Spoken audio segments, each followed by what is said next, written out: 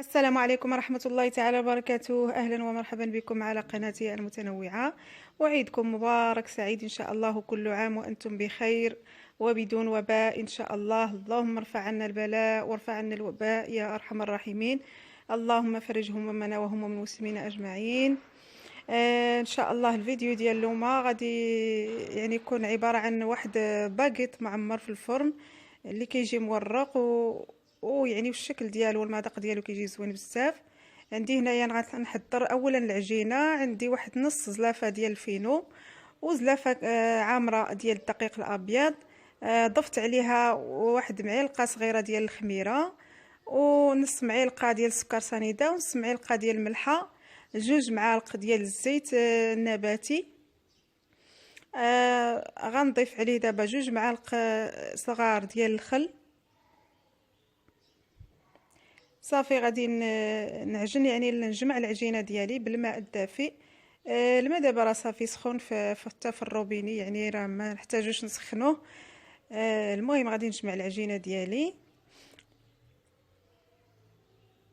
يعني هاد العجينه بلا ما تدلكيها بلا ما حتى شي حاجه، غير غادي تجمع ان شاء الله. وغادي نديرها في واحد البلاستيكه ونخليها حتى تطلق ليا مزيان، ويعني نخليها ترتاح مزيان وتخمر.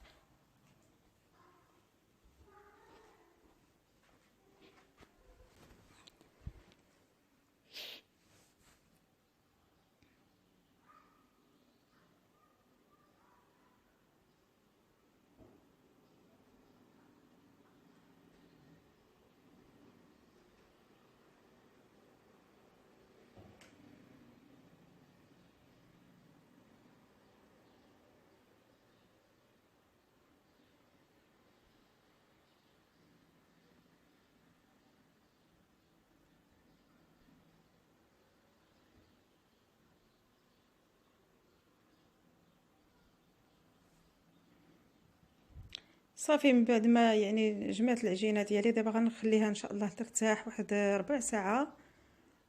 ربع ساعه ولا هكاك، المهم حتى تخمر لي العجينه ديالي وتطلق لي مزيان ان شاء الله. ونطلقوا باش نشكلوا هذا الباكيت ديالنا.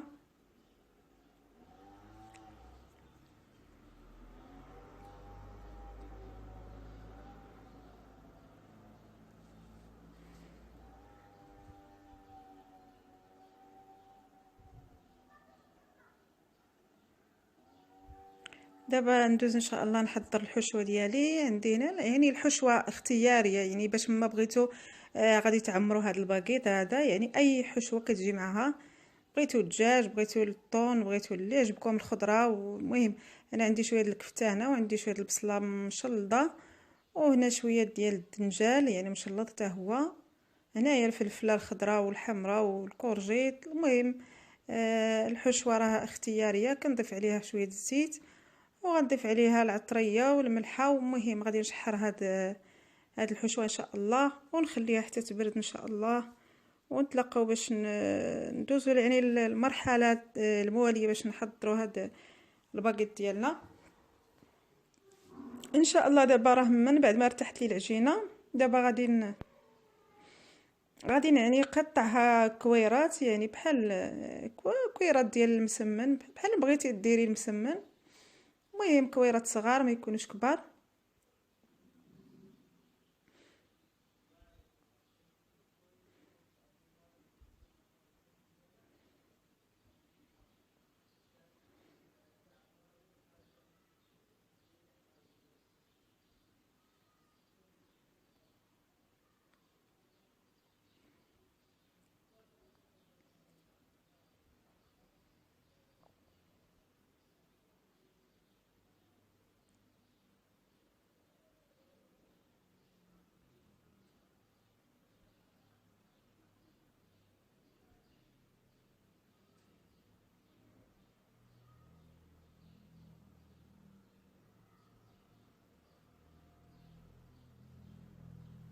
صافي دابا غادي نخليهم يرتاحوا شي شويه حتى هما وندوز ان شاء الله نكرس. يعني هاد الشكل، يعني كنورق هذا، كناخذ كويره هكايا وكنورقها مزيان، بحال يعني طريقه المسمن، كنورقها مزيان وندهنها بشويه الزيت. هنايا راني درت جوج، يعني صحابي واش كنصور، ساعات طفى لي التليفون ما صور لياش داك، فاش كنت كنصايب دوك الجوج، يعني ما صورش ليا التليفون.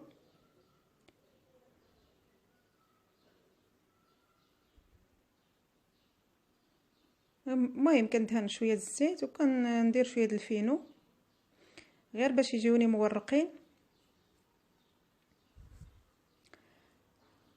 دابا غنحط الحشوه ديالي، غنحطها في الوسط.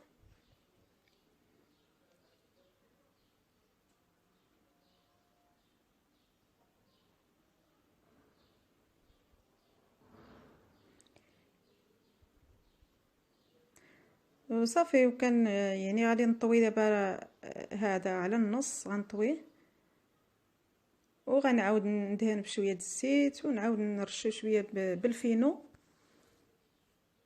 صافي وكنلويه بهاد الطريقه هذه، يعني ما كنزيرش عليه،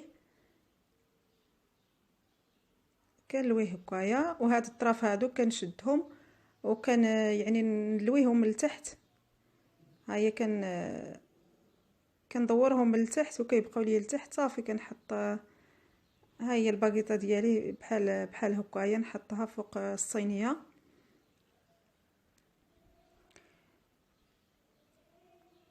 وصافي غادي نبقى يعني مستمره بهذا الشكل هذا، يعني حتى نسالي كاع الباكيط اللي عندي.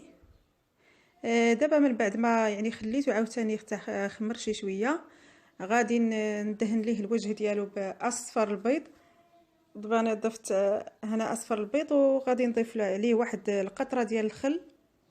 صافي غادي ندهن ليه الوجه ديالو وغادي نحطو في الفران ان شاء الله حتى يطيب ليا مزيان، يتحمر ليا مزيان ان شاء الله.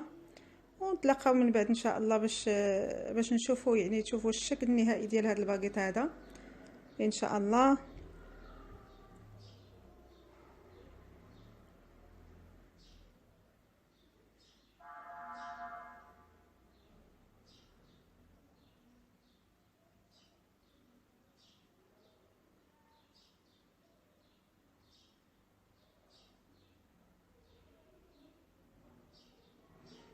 ها هو الباكيط ديالي من بعد ما خرجته من الفران، كيجي بهذا، يعني بهذا الشكل هذا، كيجي محمر وكيجي مقرمل يعني ومقرمش ومورق، انتم كتشوفوه.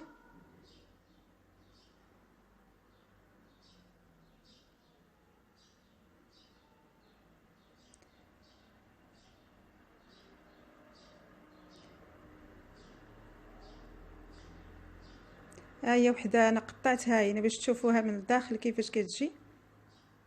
ها هو كيجي زعما كيجي، راه اش غنقول لكم، كيجي مورق وكيجي عامر ومقرمل. نتمنى ان شاء الله ينال الفيديو الاعجاب ديالكم. فإلى عجبكم ان شاء الله الفيديو فما تنسونيش من اللايك، وإلا كنتوا اول مره كتشاهدوا القناه فكنتمنى ان شاء الله تشتركوا في القناه وتفعلوا الجرس باش توصلوا بكل جديد ان شاء الله. وشكرا على المتابعه، والسلام عليكم ورحمه الله تعالى وبركاته، والى اللقاء في فيديو قادم ان شاء الله.